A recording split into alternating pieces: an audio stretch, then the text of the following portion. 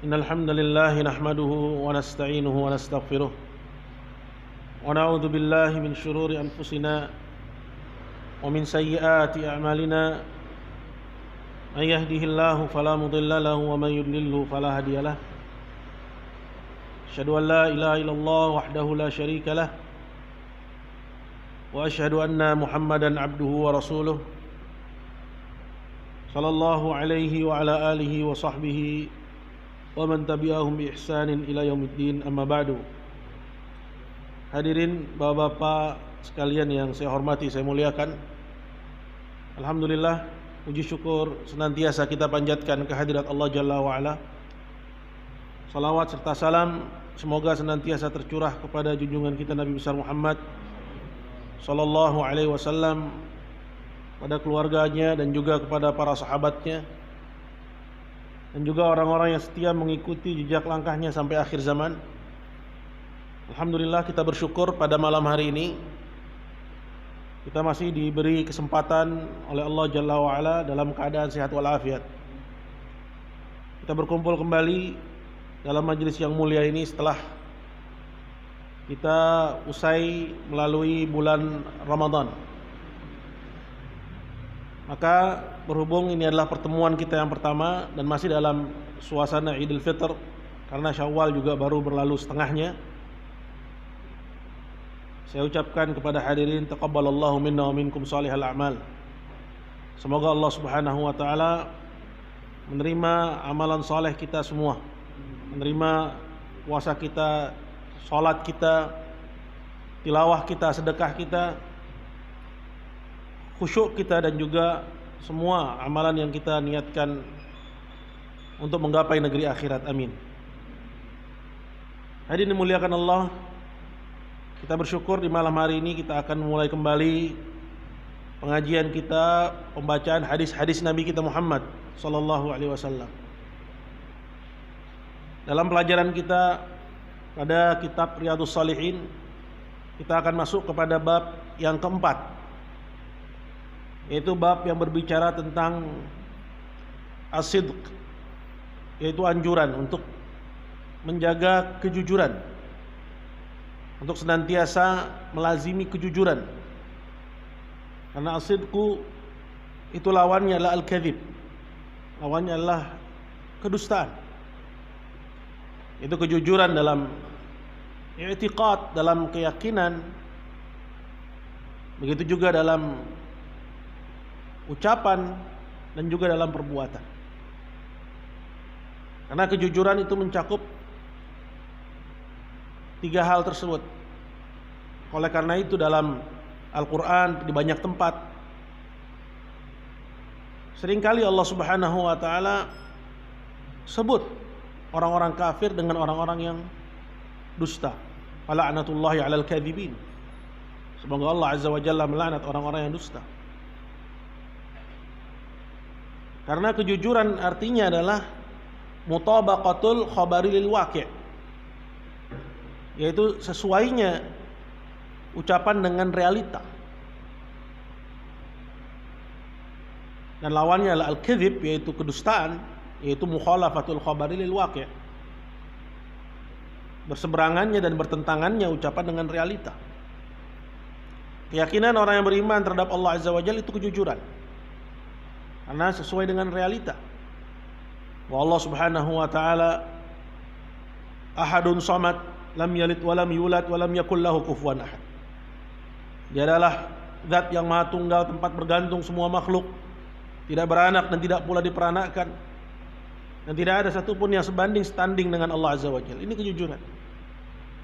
Dan keyakinan orang-orang kafir terhadap Rabb, seperti keyakinan orang Kristen, ialah kedustaan, karena tidak sesuai dengan realita. Ini kejujuran dalam keyakinan. Kejujuran dalam perbuatan artinya kesesuaian ucapan dengan perbuatan. Orang yang beriman melaksanakan konsekuensi iman, melaksanakan ketaatan, dan mengerjakan perintah serta meninggalkan larangan Allah Azza wa Jalla.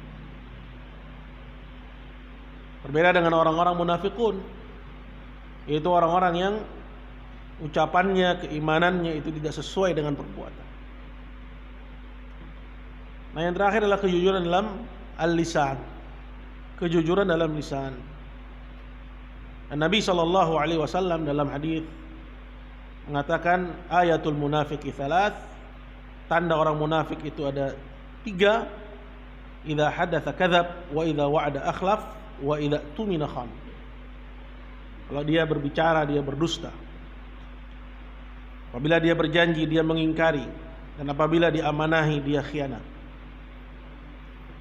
Dalam hadis yang lain kata Nabi SAW, arba'un man kunna fihi kana munafiqan khalisan. Ada 4 sifat yang kalau keempat sifat ini ada pada diri seseorang maka dia seorang munafik murni. Wa man kana fihi khaslatun minhunna kana fihi khaslatun min nifaq hatta yada'ah. Dan barang siapa yang terdapat pada dirinya salah satu dari 4 sifat ini,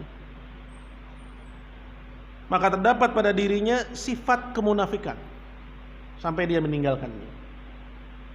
3 yang tadi disebutkan, idza haddatsa kadzab, kalau dia berbicara dia berdusta, wa idza wa'ada akhlaf, kalau dia berjanji dia mengingkari, wa idza tumina khan, nah kalau dia diamanahi dia khianat. Tambah yang keempat, wa idza khasama fajar, dan kalau dia bertengkar maka dia mengumpat, dia mencaci, dia memaki. Maka kalau ada 4 sifat ini pada diri seorang maka dia munafik murni. Dan tentunya munafik murni yang hilang dari dalam dirinya itu keimanan kepada Allah Subhanahu wa ta'ala. Nah, pada bab kita ini adalah bab tentang kejujuran yang hendaknya menjadi sifat yang menghiasi seorang muslim dan muslimah dalam keyakinannya dia benar, dalam perbuatannya dia jujur selaras dengan iman, dan juga dalam ucapannya menghindari kedustaan. Kata Imam Nawawi rahimahullah mengutip ayat-ayat dari Al-Quran tentang kejujuran. Qala Allah Ta'ala ya ayyuhalladzina amanu taqullaha wa kunu ma'as shadiqin. Wahai orang-orang yang beriman, bertakwalah kalian kepada Allah dan jadilah kalian bersama orang-orang yang jujur. Perintah untuk bertakwa kepada Allah diiringi dengan perintah untuk agar kita memilih teman. Jadi enggak benar bahwa seorang itu berteman jangan pilih-pilih. Justru dalam Islam itu berteman harus pilih-pilih. Harus pilih teman kita hanya orang-orang yang beriman, orang-orang yang jujur imannya, perbuatannya, ucapannya, orang-orang yang tulus.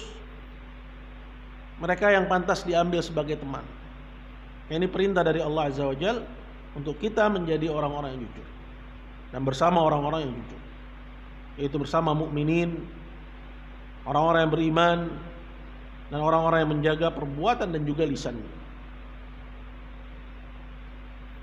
Dan sekaligus juga secara tersirat ayat ini melarang kita dari mengambil orang kafir sebagai teman, mengambil orang-orang munafik sebagai teman, mengambil orang-orang yang memusuhi Islam sebagai teman. Mereka tidak pantas untuk diambil sebagai teman bagi kita. Ayat ini terdapat dalam surat Taubah ayat 119. Kemudian juga di ayat yang berikutnya Allah memuji laki-laki yang jujur dan laki-laki perempuan yang jujur. Begitu juga di ayat yang berikutnya kata Allah, "Falau shadaqullaha lakana khairal lahum." Kalau mereka jujur kepada Allah, tentu itu yang paling baik bagi mereka. Maka ini pujian-pujian serta anjuran-anjuran untuk seseorang itu berlaku jujur dan bersama dengan orang-orang yang jujur. Adapun hadis-hadis Nabi SAW, kita akan bawakan beberapa di antaranya. Yang pertama, berkata Al-Imam An-Nawawi rahimahullah, qala an Ibnu Mas'ud radhiyallahu anhu, dari Ibnu Mas'ud, yaitu Abdullah bin Mas'ud radhiyallahu anhu. Dia termasuk dari as-sabiqun al-awwalun, sahabat-sahabat yang duluan masuk Islam. Radhiyallahu anhu anin Nabi sallallahu alaihi wasallam, yang diridhai oleh Allah. Beliau meriwayatkan dari Nabi kita Muhammad sallallahu alaihi wasallam. Kata Nabi sallallahu alaihi wasallam, "Innas sidqa yahdi ilal bir." Kejujuran itu akan mengantarkan kepada kebaikan-kebaikan. Jadi kalau orang jujur, maka dia akan mendapatkan ketenangan hidup.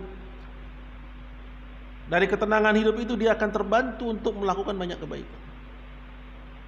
Dalam hadis yang lain kata Nabi sallallahu alaihi wasallam, "As-sidqu tuma'ninah." Kejujuran itu adalah ketenangan. Ya. Dia adalah ketenangan, Bapak hadirin dimuliakan Allah. Ya. Dan sebaliknya, wal kadhibu ribah. Sedangkan kedustaan itu adalah kegelisahan. Maka orang yang sering berbohong, dia akan menutupi kebohongannya dengan kebohongan yang lain. Dia nggak akan pernah mendapatkan ketenangan hidup. Kenapa? Karena dia takut ketahuan. Lain hal dengan kejujuran, maka dia akan memberikan kepadanya ketenangan hidup, dan kebaikan itu diganjar dengan kebaikan yang lain. Maka dia mengantarkan kepada banyak kebaikan. As-sidqu yahdi. Yahdi itu artinya mengantarkan. Ilal bir. Al-bir ini, ya, al-birru, dia adalah kalimatun jami'ah. Kalimat yang mencakup semua jenis kebaikan. Dia seperti at-taqwa. Takwaan itu adalah kalimat yang mencakup semua kebaikan. Begitu juga al-bir. Dia kalimat yang mencakup semua kebaikan. Yahdi ilal bir. Jadi dia tidak hanya mengantarkan kepada satu, dua dari kebaikan, tidak. Melainkan banyak dari pintu-pintu kebaikan, pintu-pintu kebajikan. Wa inal birra yahdi ilal jannah. Dan kebajikan-kebajikan itu mengantarkan kepada surganya Allah Subhanahu wa taala. Ya, dia mengantarkan kepada surganya Allah Subhanahu wa taala. Maka kapan kita dapatin diri kita dimudahkan oleh Allah Subhanahu wa taala kebaikan-kebaikan, falyahmadillah. Puji Allah Subhanahu wa taala, jaga taufik Allah Subhanahu wa taala itu. Kenapa? Karena kalau dia lepas belum tentu dia kembali. Jangan pernah seorang itu merasa aman ya, dari makar Allah Subhanahu wa taala, sehingga dia mencoba-coba pintu-pintu maksiat. Melainkan hendaknya dia merasa khawatir. Ya, jangan satu kebaikan yang dia kerjakan kemudian dia tinggalkan, itu akan membawa dia kepada pintu-pintu keburukan sehingga dia tidak kembali, waliyadzubillah. Jadi dimuliakan Allah Subhanahu wa taala.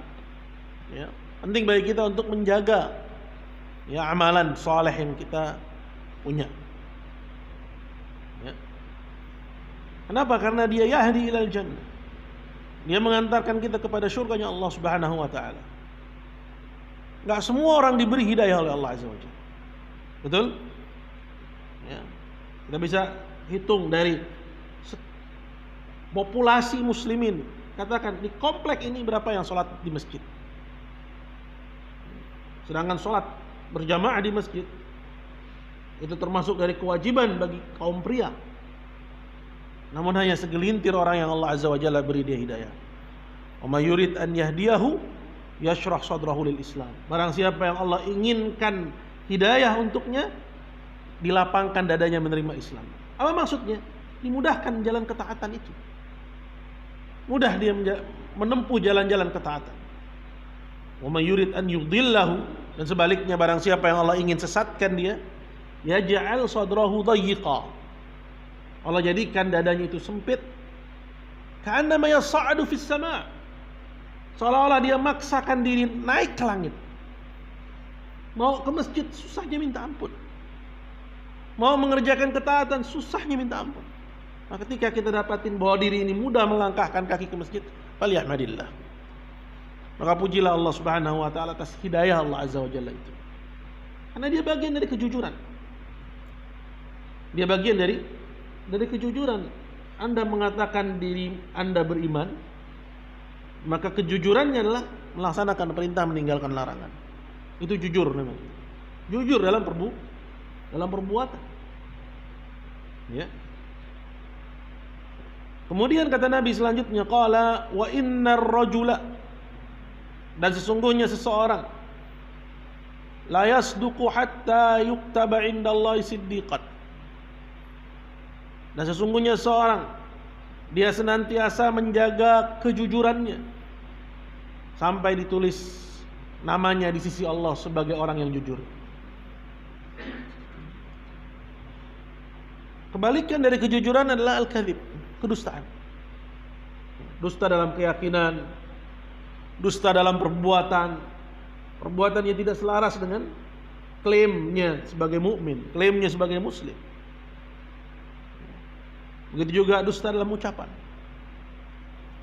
Kata Nabi, wa innal kadhiba yahdi ilal fujur, dan kedustaan itu mengantarkan kepada banyak kejelekan-kejelekan. Dibukakan untuknya pintu-pintu keburukan. Perkara-perkara yang sebelumnya dianggap itu mungkar, perlahan-lahan enggak lagi dianggap sebagai sesuatu yang mungkar. Perkara-perkara yang sebelumnya dianggap itu enggak boleh, belakangan dia cari-cari alasan, oh boleh. Ya. Nah, kita hati-hati terhadap hal-hal yang demikian. Yahdi ilal fujur, dia mengantarkan kepada kejelekan-kejelekan. Wa innal fujura yahdi ilan nar, dan kejelekan-kejelekan itu mengantarkan ke neraka Allah Subhanahu wa taala. Kemaksiatan-kemaksiatan itu mengantarkan seorang ke neraka Allah Subhanahu wa taala. Kemudian kata Nabi, qala wa innar rajula la yakdzib, dan sesungguhnya seorang, kapan dia berdusta, dan selalu berdusta, hatta yuktaba indallahi kadzaban, hingga akhirnya namanya ditulis di sisi Allah sebagai seorang pendusta. Maka ini dimuliakan Allah Subhanahu wa taala. Hadis ini menganjurkan kita untuk menjaga kejujuran kita.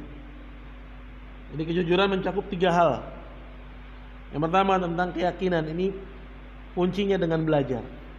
Belajar ilmu akidah, belajar tauhid, belajar asma wa sifat, agar kita memiliki keimanan seperti keimanan para sahabat ridwanullahi alaihim ajmain.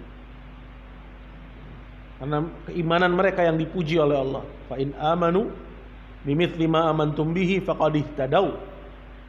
Kalau orang-orang kafir itu beriman seperti keimanan para sahabat, berarti mereka telah mendapatkan petunjuk. Ini standarnya. Kemudian yang kedua adalah kejujuran dalam perbuatan. Kejujuran dalam perbuatan ini tidak muncul begitu saja tanpa kita penuhi diri kita dengan iman. Iman terhadap janji-janji Allah, ancaman-ancaman Allah, hingga akhirnya kita termotivasi untuk mengerjakan ketaatan, meninggalkan larangan. Ya. Kemudian yang ketiga adalah kejujuran dalam ucapan, yaitu untuk senantiasa berucap jujur dan meninggalkan kedustaan. Hadis yang kedua, qala an Abi Muhammad Al-Hasan ibn Ali bin Abi Talib radhiyallahu anhu, dari Abu Muhammad Al-Hasan bin Ali. Ini hadisnya Hasan bin Ali bin Abi Talib, yaitu sibti Rasulullah sallallahu alaihi wasallam, cucu langsung dari Nabi kita Muhammad sallallahu alaihi wasallam. Bahwasanya ia berkata, qala hafidtu min Rasulillah, aku mengingat ucapan Rasulullah sallallahu alaihi wasallam bahwa beliau pernah berkata, da' ma yaribuka ila ma la yaribuk, tinggalkan olehmu yang meragu-ragukanmu kepada yang tidak meragu-ragukanmu. Jadi sesuatu yang meragu-ragukan, yang kamu ragu terhadapnya, minimal dia syubhat. Dan dalam hadis kata Nabi sallallahu alaihi wasallam, "Wa man ittaqa syubhat faqad istabra'a li dinihi wa irdihi." Barang siapa yang menghindar dari hal yang syubhat, berarti dia telah menjaga ya, kehormatan dan juga man ittaqa syubhat faqad istabra'a li dini wa irdi. Berarti dia telah menjaga agamanya dan juga kehormatan diri. Ya. Menjaga agamanya seperti apa? Dia di mata orang yang menganggap perbuatan itu haram tidak dituduh sebagai orang yang melakukan hal yang haram. Berarti agamanya terjaga. Ya. Kemudian wa irdi, kehormatannya juga terpelihara. Karena dia tidak dianggap terjatuh kepada yang haram. Wa man waqa'a fi syubhat, sedangkan barang siapa yang terjatuh kepada yang syubhat, faqad waqa'a fil haram, berarti dia telah terjatuh kepada yang haram di mata orang yang menganggap perbuatan itu haram. Yang tentunya menghindar dari perkara yang syubhat ini juga bukan persoalan yang mudah, Pak, yang dimuliakan Allah. Maka modal iman, ya, modal teman, ya. Kita bilang iman penting, teman juga penting. Kenapa? Karena as-sahib sahib. Kata orang Arab, as-sahib sahib. Teman itu mempengaruhi. Ya. Maka penting kita memilih teman. Ila ma la yaribuk. Pindah kepada yang tidak meragu-ragukan, yang kamu yakin. Ya. Fa inna sidqa tuma'ninah. Karena sesungguhnya kejujuran itu ketenangan. Jika seorang tahu bahwa ini syubhat, daripada saya jatuh kepada yang haram, mendingan tidak, maka dia akan diberi ketenangan hidup. Ya. Minimal dia nggak takut. Ya. Takut ketahuan, takut kegap, ya, takut kelihatan, nggak ada ketenangan. Tapi kalau dia berdiri di atas pijakan yang jelas, yang tidak ada padanya keraguan, dia merasakan ketenangan. As-sidqu tuma'ninah. Wal kadhibu ribah, dan dusta itu, ya, ribah, ya, yaitu hilangnya ketenangan. As-sidqu tuma'ninah wal kadhibu ribah, dan kedustaan itu adalah kegelisahan. Qala rawahu at-Tirmidzi wa qala haditsun sahih. Hadisnya diriwayatkan oleh Tirmidzi. Beliau bilang hadis ini hadis yang sahih. Kata Imam Nawawi di sini dijelaskan, qaulu yaribuka huwa bi fathil ba wa dhammiha. Yaribuka, ya, bi fathil ya, ya-nya difathahkan, ya. Wa dhammiha, bisa juga yuribuka, gitu ya. Bacanya bisa yaribuka, bisa juga yuribuka. Wa ma'nahu, artinya la utruk, tinggalkan olehmu, ma tasyukku fi hillih, sesuatu yang kamu ragu ini halal apa enggak, ya, dari, ya, makanan, dari minuman, dari pergaulan, ya, dari sikap dan perbuatan, ya, dari pakaian yang kamu ragu akan kehalalannya itu, ya, maka tinggalkan. Wa adil ila ma la tasyukku fi, kemudian berpalinglah kepada yang tidak meragukanmu. Itu memberi ketenangan, Pak. Ya, itu akan memberikan kepadamu ketenangan.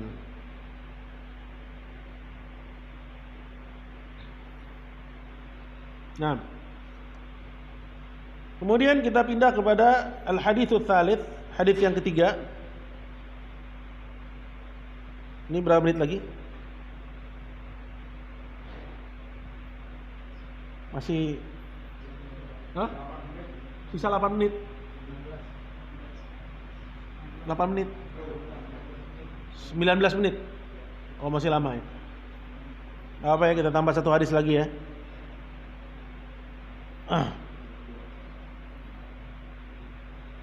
Qala tsalits, hadis yang ketiga, qala an Abi Sufyan Sakhar bin Harb radhiyallahu anhu fi hadits tawil fi qissati Hiraqal. Dan dari Abu Sufyan Sakhar bin Harb radhiyallahu anhu yang Allah ridai. Ya, tadinya dia musuh Nabi.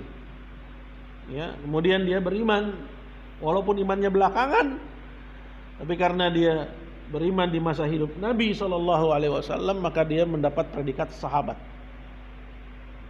Jadi dia termasuk yang ya nataradda'an, yang kita juga ucapin radhiyallahu anhu. Ya. Hidayah, Pak. Ya. Inilah perannya hidayah. Bagaimana kita lihat Abu Talib, pamannya Nabi, yang membela Nabi mati-matian, ya, dengan harta, dengan jiwa. Nabi diboikot, dia ikut merasakan kesusahan. Tapi tempatnya di mana? Finnar, di neraka. Ya. Abu Sufyan yang begitu keras permusuhannya kepada Nabi SAW, memerangi Nabi di Uhud, memerangi Nabi di Badar, ya, nyusahin Nabi SAW. Namun akhirnya aslam, dia masuk Islam, wa hasuna islamuhu, dan baik Islamnya, dan termasuk sahabat Nabi SAW. Hidayah biadillah, di tangan Allah Subhanahu Wa Taala, bukan biaidina, bukan di tangan kita. Ya, dia berikan kepada siapa yang dia kehendaki dari hamba-hamba. Ya, ini Abu Sufyan, Sakhar bin Harb radhiyallahu anhu. Dia bercerita pada hadisnya yang panjang dalam kisah perjumpaannya dengan Heraklius. Tentu Bapak mengetahui, ya, bahwa diutusnya Nabi SAW ketika itu ada dua, ya, kekuasaan, ya, adidaya, di antaranya Romawi, ya, di timur, yaitu di bawah kepemimpinan Heraklius. Ya, bahasa Arabnya Hiraqal. Qala Hiraqal. Ya, ini hadisnya panjang, ini cuma dikutip sebagiannya aja. Jadi singkat cerita bahwa Abu Sufyan ini menghadap Hiraqal. Ya. Dan dia ditanya oleh Heraklius perihal orang yang kabarnya adalah Nabi. Yang kabarnya adalah Nabi. Ya. Maka ketika itu Abu Sufyan cerita tentang Muhammad sallallahu alaihi wasallam ini. Tapi ceritanya jujur, orang Arab sekalipun musuhan jujur dia. Ya.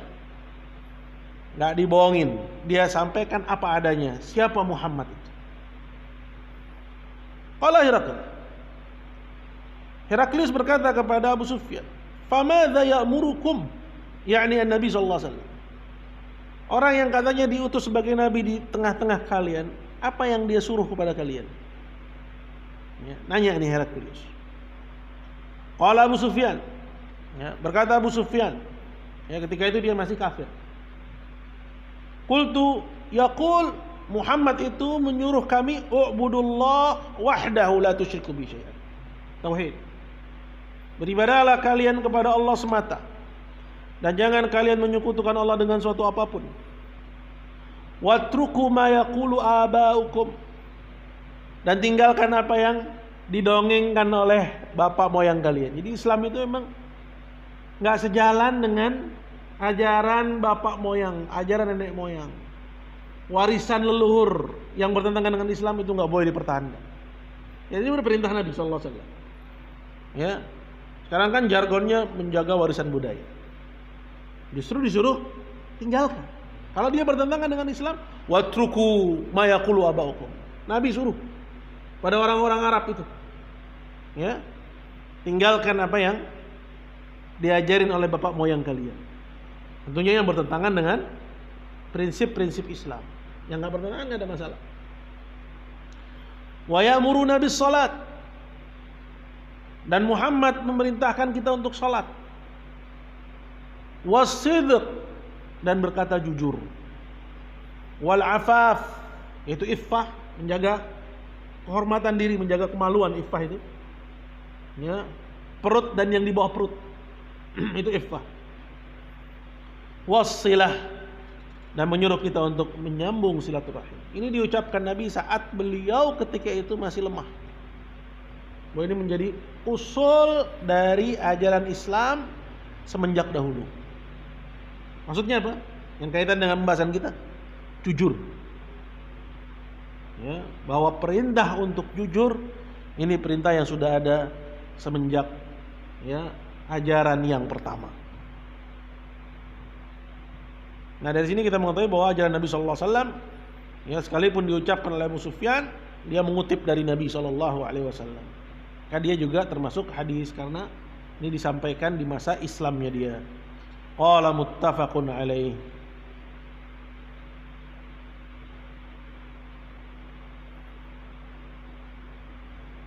Nah, ada pertanyaan? Nah, silakan. Assalamualaikum warahmatullahi wabarakatuh. Assalamualaikum. Ada Ustaz Juwari, bahwa dia punya istri dua. Kemudian untuk menjaga keharmonisan rumah tangga, dia tidak jujur pada salah satu. Jujur. Mau katakan ini padahal ya kalau dia jujur masih berantem nih. Iya. Yang kedua juga sama. Misalnya seorang orang tua, tapi bukan saya, orang tua bahwa dia punya sesuatu, tapi tambah kata istri kalau dikasih tahu pasti dia mungkin berantem lah kira-kira dia atau pada orang tua ya, pada saudaranya mungkin. Jadi kan tidak jujur. Nah, itu bolehkah seperti itu? Kasih Assalamualaikum. Iya, yang dibolehkan itu yang pertama. Ya, selagi ya tidak ada unsur kezaliman di situ. Kezaliman yang dimaksud sini bukan kamu nikah lagi berarti kamu zalim sama yang pertama. Enggak. Itu bukan kezaliman. Karena semua udah dapat jatahnya sendiri-sendiri. Ya, laki-laki dibolehkan oleh Allah Azza wa Jalla untuk beristrikan maksimal 4. Ya.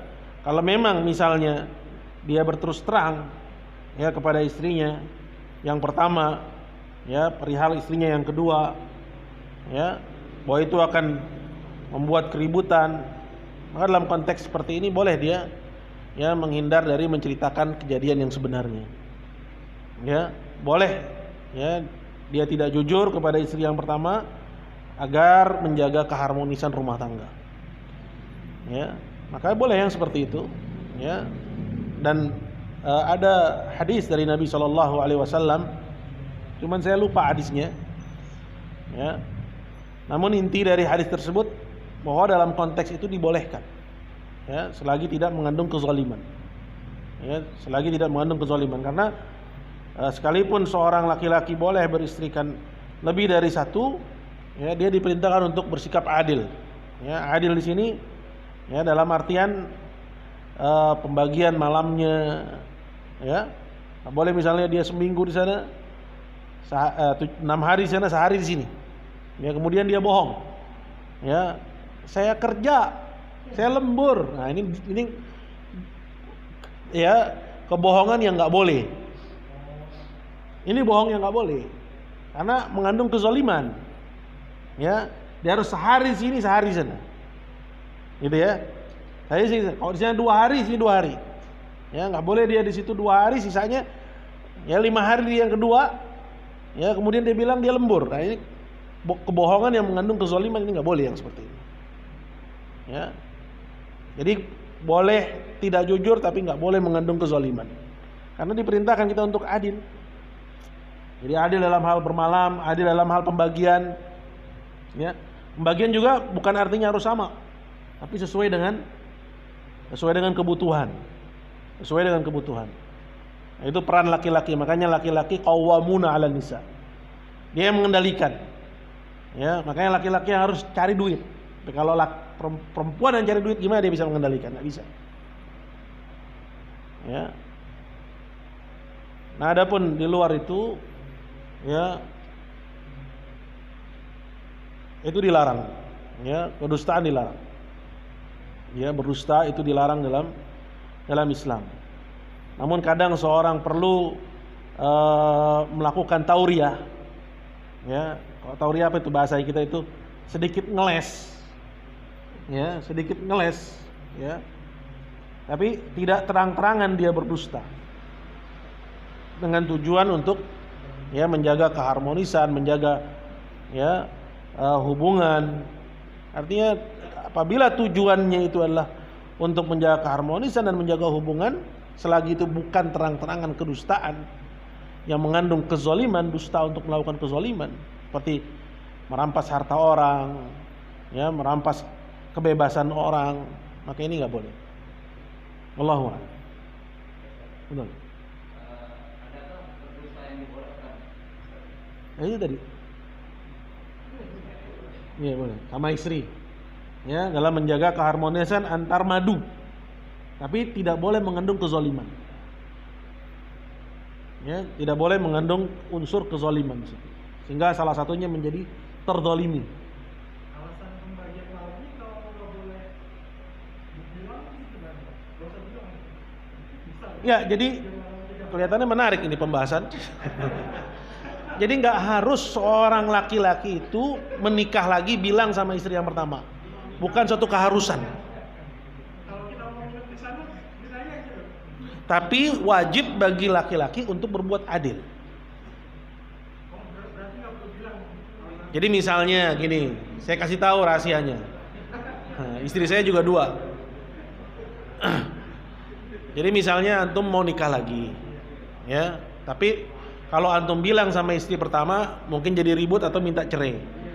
Kalau memang modelnya, nggak semua perempuan begitu, Pak. Ya, nggak semua perempuan begitu. Banyak kok perempuan yang bisa menerima. Ya, ya boleh. Ya, antum nggak bilang, walaupun yang baiknya bilang, cuman kondisional. Kalau bilang malah jadi runyem, nggak usah bilang. Tapi dengan syarat ya, memang ada tuntutan untuk menikah lagi, dan antum mampu untuk berbuat adil. Ada tuntutan artinya antum punya hasrat. Nah ngapain kalau cuman buat ya nggak ada hasrat. Ya. Kalau antum nggak nikah, antum jatuh kepada zina. Misalnya. Antum nggak nikah nih, antum bakal jatuh kepada zina. Ya, sama aja nikah yang pertama, kedua, ketiga sama hukumnya. Nikah itu berkisar antara 5 hukum. Bisa mubah, bisa wajib, bisa sunnah, bisa makruh, bisa haram. Bisa haram. Ya. Jadi kalau antum nggak nikah lagi, antum jatuh kepada zina. Mau bilang sama istri, bisa runjem. Tahu sifat istri yang pencemburuan misalnya. Ya, ya udah ambil keputusan nggak bilang. Oke, ketika nggak bilang, gimana antum melakukannya? Yang penting antum bagi hari. Ya jawab aja. Ya bilang lembur. Lembur. Iya.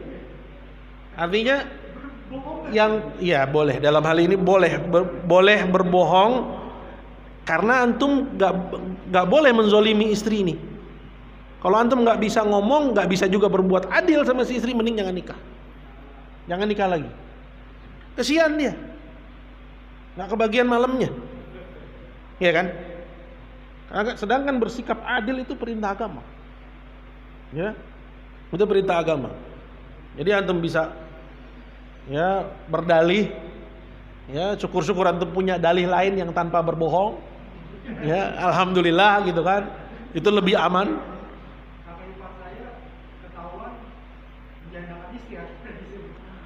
Ya gitu, makanya ini peran laki-laki.